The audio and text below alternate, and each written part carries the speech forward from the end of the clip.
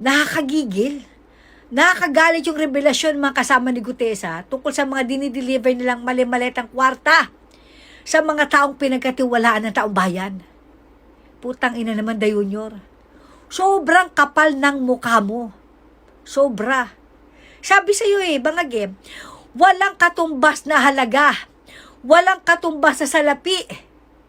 Okay, ang parusang nararapat sa'yo sa ginawa mong pagtataksil sa taong bayan.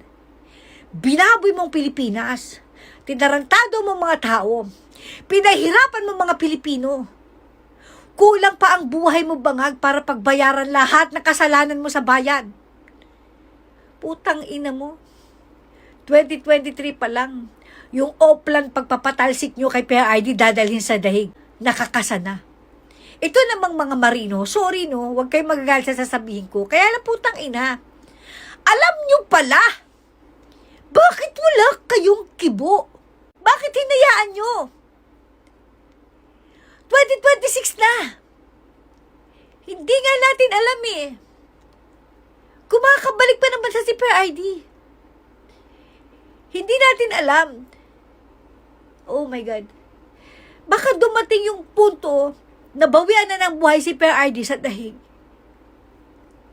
Hindi natin alam kung papayagan ng magnanakaw na adik na presidente natin iuwi ang body ni PRD sa Pilipinas. Although ayaw nating isipin yan, gusto nating maging malakas pa si PRD.